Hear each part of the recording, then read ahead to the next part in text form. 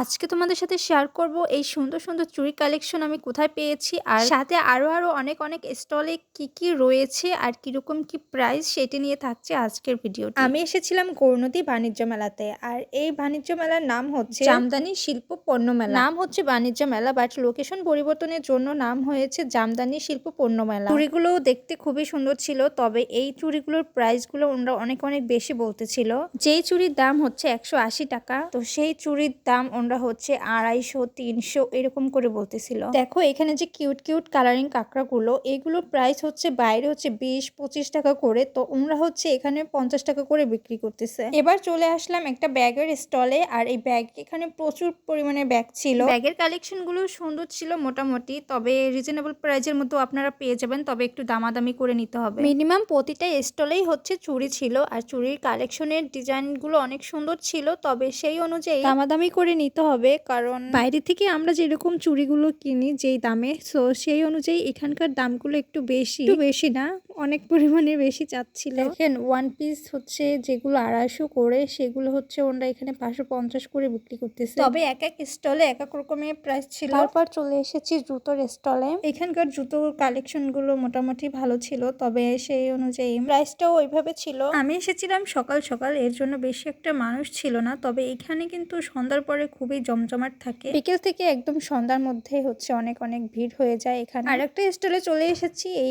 স্টলে হচ্ছে শীতের সব ধরনের পোশাক পাবা, আর হচ্ছে জ্যাকেট আছে, এখানে কোটি আছে, আর রিজনেবল প্রাইসের মধ্যে একদম খুবই হচ্ছে 50 টাকা দামের এখানে টি শার্ট কোট আরো ভালো ভালো ড্রেস এখানে পেয়ে যাবা 50 টাকা দামে। এখানে আমি আরো কয়েকটা স্টল দেখেছি যেখানে 30 থেকে 100 টাকার মধ্যে তোমরা শীতের পোশাক পেয়ে যাবা, অনলি 100 টাকা, 50 30 এইভাবে পেয়ে যাবা। এই পাশে আমার চোখে পড়লো কিউট সুন্দর সুন্দর ব্যাজ। হাতের এই ব্যাজগুলোর সঠিক প্রাইসটা আমার মনে ছিল না, তবে এই ব্লুজটার দামটা ছিল 30 টাকা, আর এই মালার দাম ছিল 50 টাকা করে। এখানে আরো কিছু জুয়েলারি ছিল, আর এই যে কিউট একটা কাঁকড়া, আর এই কাঁকড়াটা আমার কাছে অনেক ভালো লাগছে, এই জন্য আমি কিনেছি। এটার দাম নিয়েছিল 30 টাকা। তারপরে আমি কিনেছিলাম এই ব্ল্যাক চুড়িটা, আর এই ব্ল্যাক চুড়িটা আমার কাছে অনেক বেশি ভালো লাগছিল, আর যেহেতু ওনারা দামটা বেশি চাইছে, ওনারা তো আর কমাবে না, সেই অনুযায়ী ওইটা নিয়েছি, কারণ আমার কাছে বেশি ভালো লেগেছিল। তারপরে আরেকটা স্টলে ছিল এই যে চামচের সেটগুলো, আর এই সেটের প্রাইস ছিল 60 টাকা করে। 3 বেলার সামনে হচ্ছে এই বাণিজ্য মেলাটা,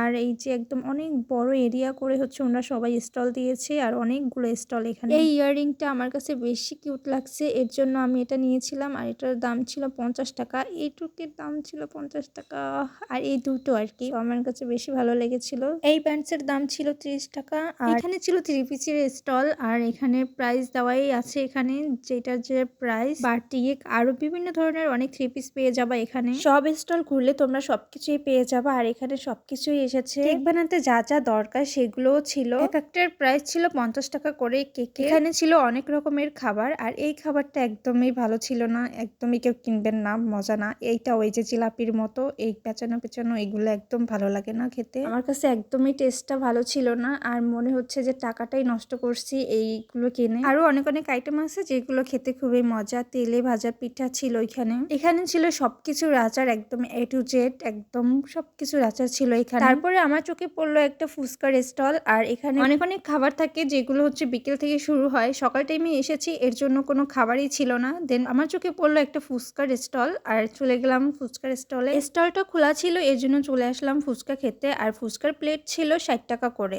তবে টেস্ট অনেক বাজে ছিল, খেতে একদমই ভালো লাগে নাই আমার কাছে। আরেকটি ভিডিওতে তোমাদের সাথে শেয়ার করব, আর আজকের ভিডিও এই পর্যন্তই। সবাই ভালো থাকবা, টাটা।